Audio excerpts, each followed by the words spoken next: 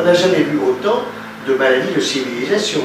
Le diabète, type 1, 5%, type 2, 80%, type 3. Vous savez ce que c'est le diabète type 3? Non. C'est l'Alzheimer. C'est l'Alzheimer. Si vous êtes au-delà de 100 degrés, vous détruisez les vitamines. Vous détruisez la qualité nutritionnelle de l'aliment. Donc, la cuisson est d'une extrême importance. Parce que si j'ai un excellent aliment bio, une viande, un poisson fabuleux, bio, qui arrive des mers du Nord, etc., mais que je l'abîme par la cuisson, c'est une catastrophe. Voilà, des fruits de saison, des fruits de proximité, si possible bio. Mais même si ce n'est pas bio, admettons que je consomme une pomme ce matin au petit déjeuner qui n'est pas bio. D'abord, le sachant, la veille, j'ai fait tremper ma pomme dans de l'eau propre. Ce qui fait que pendant que je dors, la pomme, elle travaille. Elle libère ses pesticides dans l'eau. Et au petit déjeuner le matin, je vais frotter la pomme et je vais la croquer intégralement avec la peau. Et j'ai déjà perdu 80% des pesticides. Alors le poids, quand il est en trop, je reviens là-dessus, c'est du sucre qu'on a mangé en excès. D'accord. C'est pas tellement des graisses. C'est pas tellement des graisses. C'est pas tellement de l'huile d'olive qui va vous faire grossir. Donc il faut bien faire comprendre aux gens, le pain blanc, il faut l'abandonner.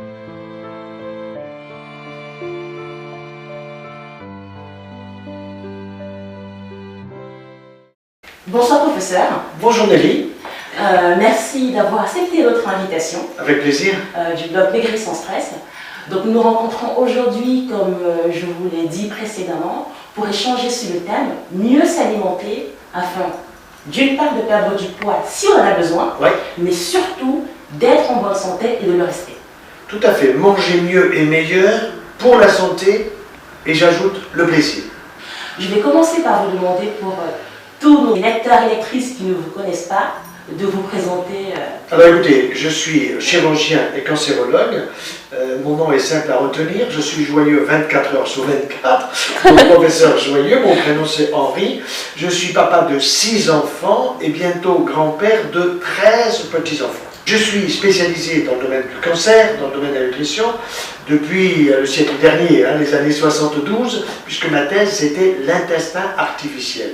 Il s'agissait de nourrir les gens par voie veineuse.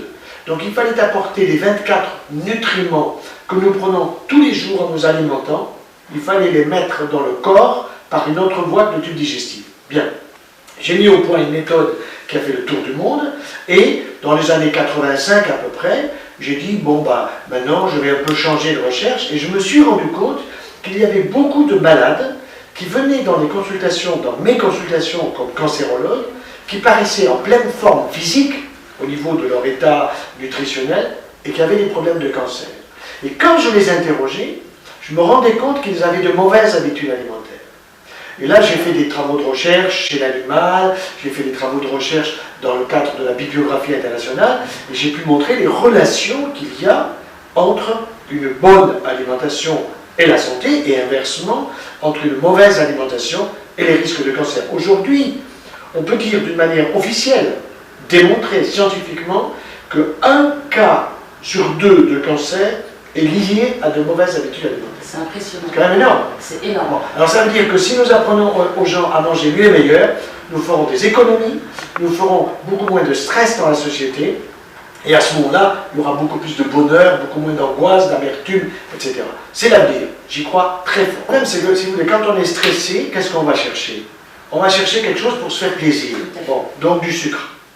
Et pour ça, je dirais, les gens qui sont dans le marketing sont assez malins pour nous proposer en permanence des biscuits, des madeleines, des choses sucrées, et nous rentrons dans un état d'addiction. Or, le sucre, quand nous le prenons en excès, nous ne le perdons pas, nous le stockons.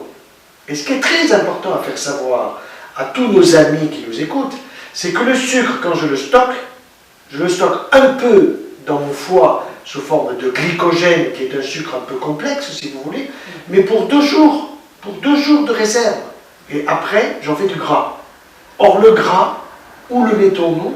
Sous la peau, chez les hommes autour du bas-ventre, et chez les femmes, donc dans la partie haute du corps, au niveau des seins. C'est pour ça que je dis, chez les femmes au niveau des seins, chez les hommes du bassin. Ça ne s'écrit pas pareil. Mais on sait que le gras aujourd'hui, peut être responsable de cancer. Mais c'est un gras qui vient du sucre. D'accord. Donc le sucre, où le trouvons-nous? Ça va être tous les sucres raffinés, ce seront toutes les choses trop cuites, parce que dès que vous faites trop cuire, même une viande, vous allez la transformer en acides aminés qui vont devenir des sucres. D'où la recommandation de faire des pâtes al dente quand Exactement. Donc cuisson à la vapeur douce, ça c'est d'une extrême importance. Et c'est pour cette raison, par exemple, que mon épouse a fait un bouquin que j'ai préfacé, que j'adore, qui s'appelle Avec ma Mini.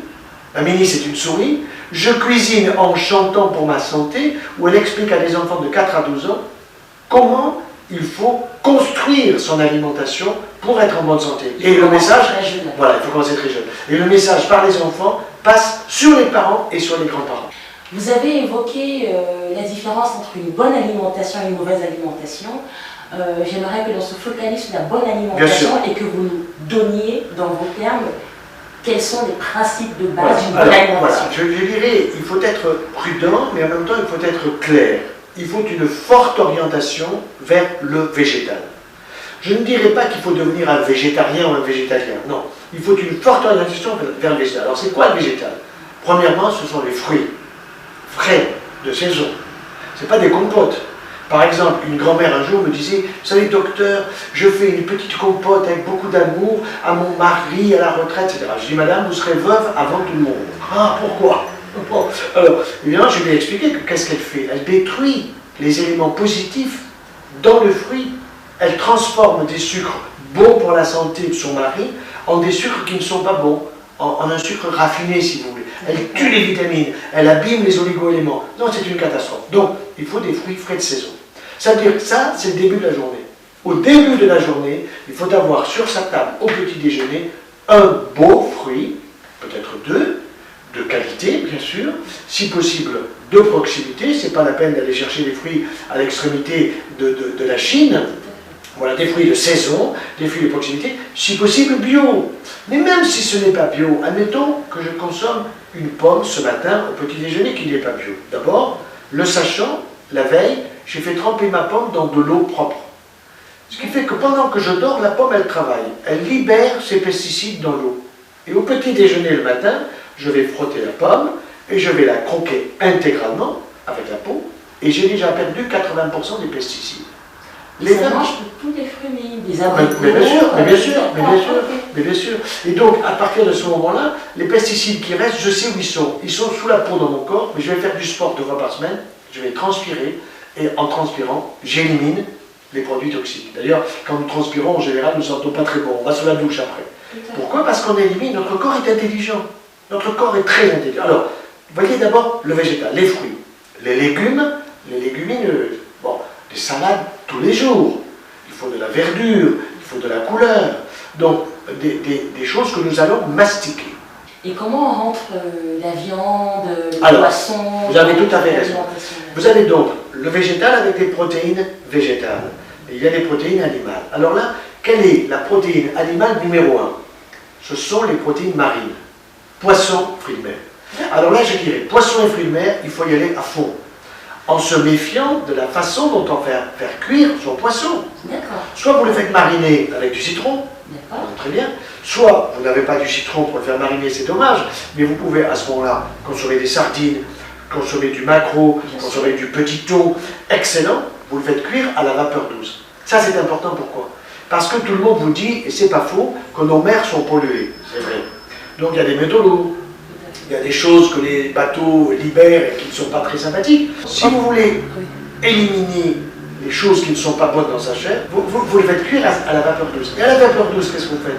Vous faites transpirer votre poisson, de telle façon que les produits qui ne sont pas bons, qui sont liés au gras du poisson, ils passent au fond du cuve-vapeur. Vous n'allez pas les consommer. Et donc vous avez un poisson quasiment que vous avez rendu bio. Vous voyez? Pareil pour la viande rouge. Que ce soit du bœuf, que ce soit du mouton, que ce soit du porc, ça m'est égal. On peut manger des protéines animales 2 fois par semaine, peut-être 3 fois. Mais, première, poisson, fruits de mer. D'accord. Ça, c'est sûr. J'aimerais revenir sur un thème que vous avez évoqué plusieurs fois, c'est la vapeur douce. Oui. Qu'est-ce que c'est que la vapeur douce versus la vapeur... Alors, vous avez raison. D'abord, le mot douce, ça veut dire que ce n'est pas une vapeur agressive, qui n'est pas sous pression. et que c'est une vapeur qui n'est pas à une température élevée. Ça veut dire que ça ne dépasse pas 95-97 degrés Celsius. Si vous êtes au-delà de 100 degrés, vous détruisez les vitamines.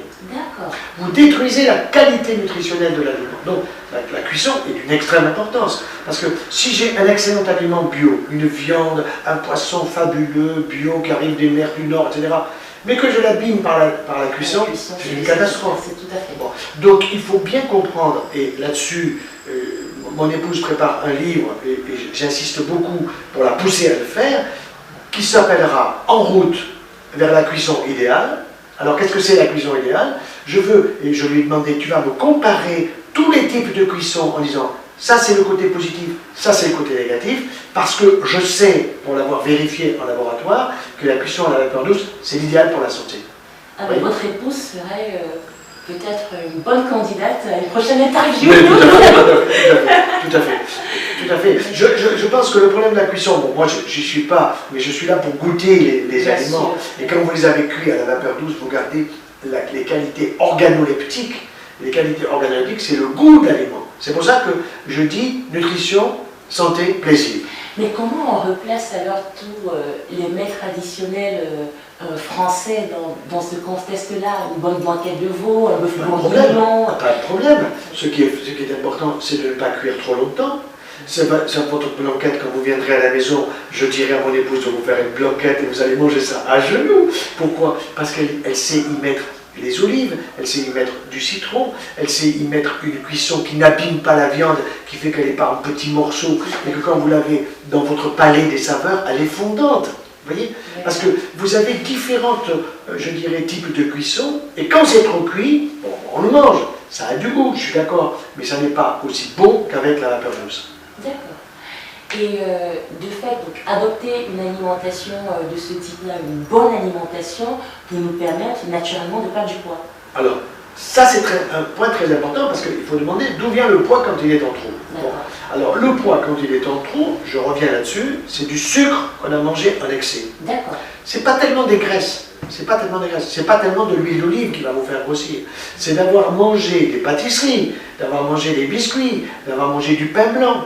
Vous savez, le pain blanc, d'où vient-il? Il vient du fait que pendant la guerre, il y avait du pain qui était du pain qu'on appelait le pain des Allemands.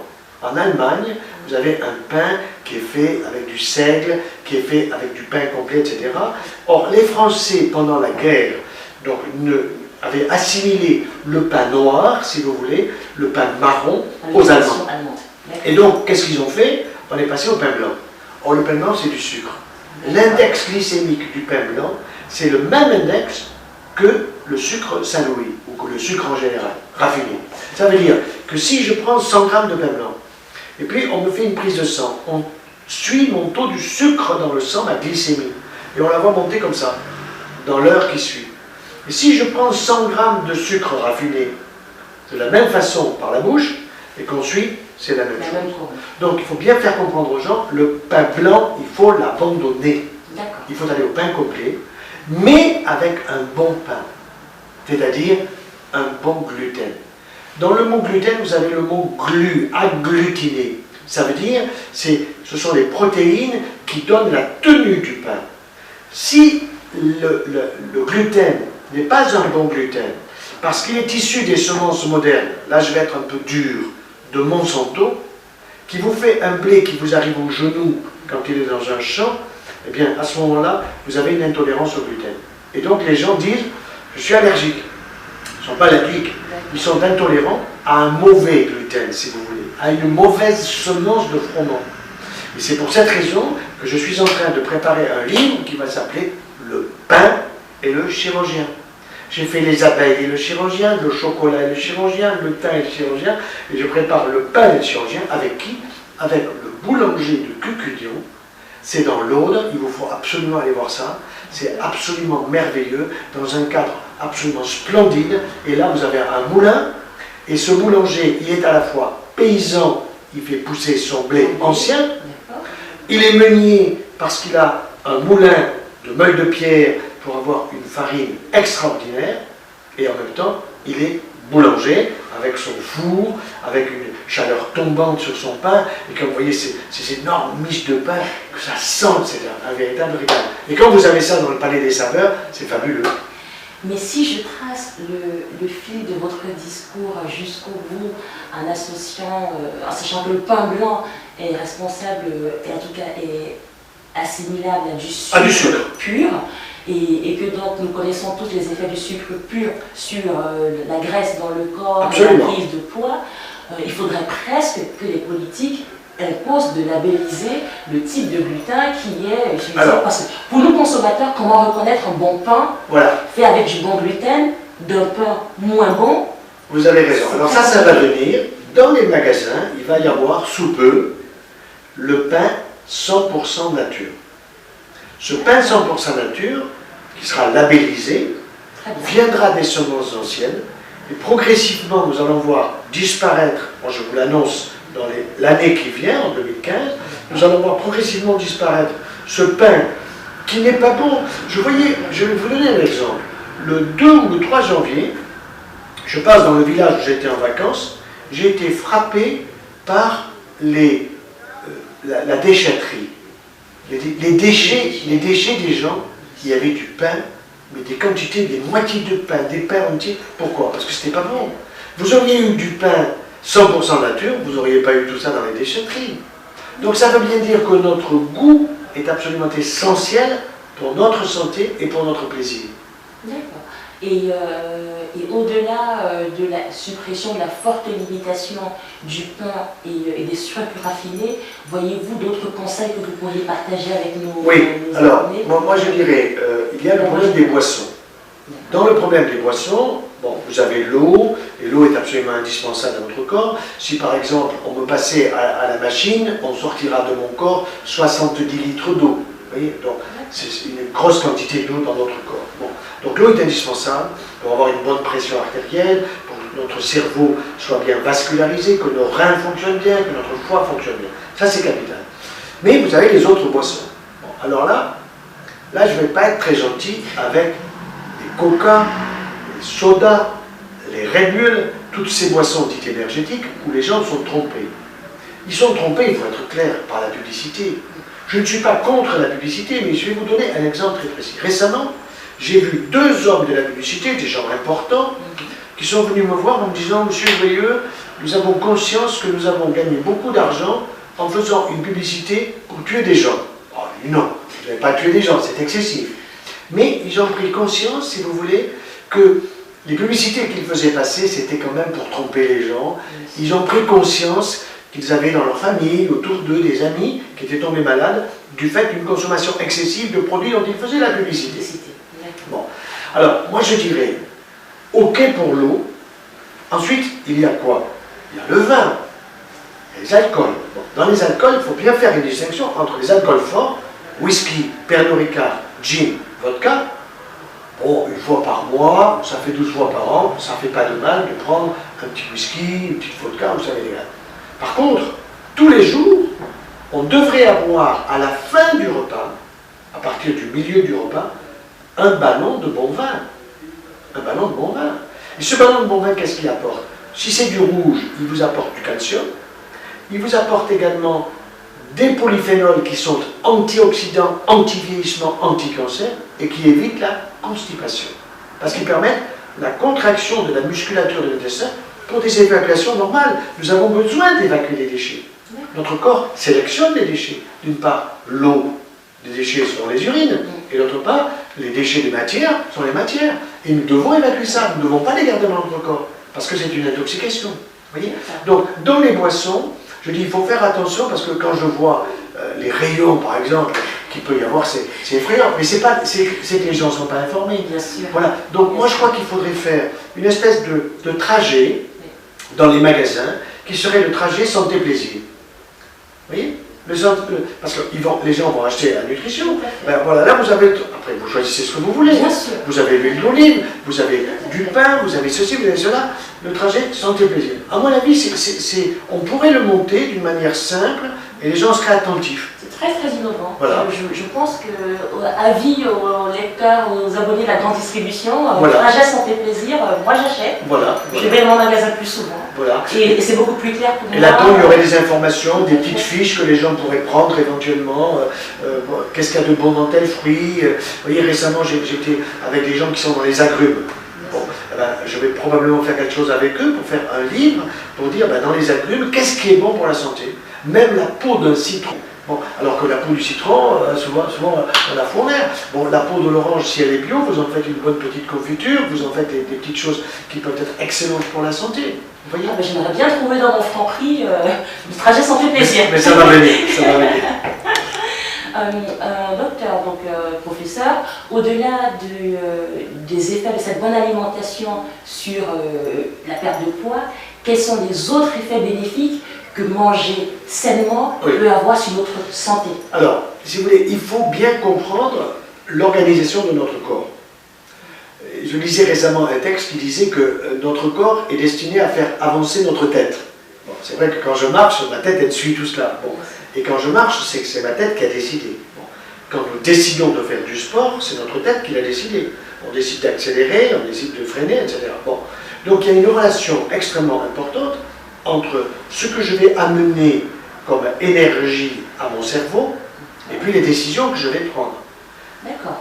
Regardez votre voiture. Dans votre voiture, vous avez une voiture que vous respectez beaucoup, qui est très propre, qui est nickel, mais vous ne mettez pas la bonne essence dedans. Elle marche par exemple à l'essence et vous mettez du gazole. Vous allez faire 100 mètres. Mais nous, c'est la même chose. Le problème, c'est que nous n'allons pas nous arrêter de vivre, mais nous allons vivre pas bien. Et nous allons construire des maladies. On n'a jamais vu autant de maladies de civilisation. Le diabète, type 1, 5%, type 2, 80%, type 3. Vous savez ce que c'est le diabète type 3? Non. C'est l'Alzheimer. C'est l'Alzheimer. Beaucoup trop de sucre abîme notre cerveau. Nous avons besoin d'un minimum de cholestérol. Mais le problème, c'est que les laboratoires qui font les médicaments contre le cholestérol, ils se sont arrangés pour que le taux de cholestérol de tout le monde, quand il est à 2,10 g, 2,30 g, on vous dit que vous en avez trop, il faut prendre une statine. Alors que vous pouvez monter à 2,80 g et que vous en avez besoin pour vos neurones. C'est là qu'il y a, si vous voulez, des excès, je dirais, dans les publicités. Il y a des excès même dans la publicité des médicaments. Même des médicaments. Et là-dessus, je ne suis pas contre les médicaments, je suis médecin et j'en prescris, bien évidemment. Mais il y a des abus thérapeutiques. Regardez ce qui s'est passé avec le Mediator. C'était un médicament pour une orientation précise. Qu'est-ce qu'on en a fait? On a élargi tout ça, puis on a esquinté les gens au niveau du cœur. Bon, donc il faut faire extrêmement attention. Et là-dessus, je publie une lettre toutes les semaines. Cette lettre, toutes les semaines, elle est gratuite. Elle atteint presque 400 000 personnes aujourd'hui. Et je veux toucher 1 million de personnes. Pourquoi? Parce que je veux expliquer comment le corps fonctionne. Je veux expliquer comment on peut éviter les maladies. C'est ce que j'appelle la prévention santé famille. De tout le petit qui vient de naître, jusqu'au grand-père qui a 100 ans et qui a besoin de garder la tête sur les épaules et les pieds dans les bottes. Sonia et moi, nous sommes abonnés à cette newsletter. Nous la recevons hebdomadairement, des fois même quotidiennement. Je vous recommande vivement de vous y abonner. Si vous n'êtes pas encore, courez-y, c'est gratuit, c'est offert, une mine d'informations pour vos enfants et tout à fait. Et vos papas. C'est mon épouse qui m'a dit un jour, on était en voyage, elle me dit, mais pourquoi tu ne ferais pas parler les organes? Alors j'ai réfléchi, je dis, mais tu as raison. Et comme ça, ma première lettre a été, je vais faire parler le foie. Et puis ensuite, la semaine d'après, il y a quelqu'un qui m'écrit en me disant « Oui, mais vous avez parlé du foie et pas de la vésicule biliaire. » Alors, j'ai fait une lettre en disant « La vésicule biliaire m'a appelé en étant furieuse, en disant « Oui, je suis discriminée, vous ne parlez pas de moi. » Bon, et du coup, j'ai fait une lettre sur la vésicule biliaire. À Noël, c'est la fête de la douceur. J'ai fait une lettre sur la peau. La peau, tout à fait, voilà. C'est celle que j'ai lue récemment. Voilà. Alors là, cette semaine, ça sera sur les cellules souches. Ensuite, je prépare 4 lettres encore sur le foie, pour que les gens comprennent bien, prépare sur le cœur, enfin, je vais passer en revue tout le corps, parce que c'est passionnant. Et moi, je me régale d'enseigner. Je me régale de faire passer des messages simples aux gens qu'ils sont capables, si vous voulez, d'intégrer et puis de mettre. Et nous nous régalons aussi de les recevoir. Je vais vous dire une anecdote. Il y a 2 jours, j'étais en train de faire quelques courses de légumes dans mon magasin bio local. Et en échangeant avec le vendeur, je lui ai parlé de cette interview à venir et il était très content parce qu'il vous connaît, il vous suit, il lit votre newsletter et il m'a dit cela a changé ma vie. Ouais, mais cela a changé ma façon d'appréhender l'alimentation et de différencier ce que je trouvais bon Tout de à ce fait. qui est vraiment bon. Et c'est une économie pour la santé. Bien sûr. Si la ministre de la Santé nous écoutait, je pense qu'on lui ferait faire des économies, que l'argent que l'on met souvent excessivement là-dedans, on le mettrait à l'éducation nationale, au sport, à la recherche et ailleurs. C'est ça l'avenir. J'aimerais qu'on parle un peu plus de votre bouquin Changer d'alimentation. Oui. Vous avez sorti une 7e édition. 7e édition. Quel est le message principal que vous voulez faire passer à travers ce livre? Voilà, je crois que le titre est très significatif, c'est changer. Alors, changer, il faut faire attention. Quand on change de coiffure, quand on change de vêtements, on ne va pas si vous voulez, se forcer. C'est qu'on a envie, parce qu'on sait qu'on va être mieux comme ceci ou comme cela. Bien là, c'est la même chose. Le changer d'alimentation, ça veut dire méfiez-vous, soyez attentifs à la façon dont vous vous alimentez. Comprenez que votre alimentation et votre santé, ils sont liés. Et vous avez besoin d'être en bonne santé, que vos enfants soient en bonne santé, que votre époux, que votre épouse soit en bonne santé. Bon, donc, je fais le lien. Et là-dedans, je parle d'une manière spécifique, si vous voulez, de tous les comportements, à la fois qui peuvent être dangereux pour la santé, et à l'inverse, ce qui est plus important, les comportements positifs pour la santé. Je vous remercie Avec grand pour cet plaisir. échange, professeur. Avec grand plaisir. Merci à vous.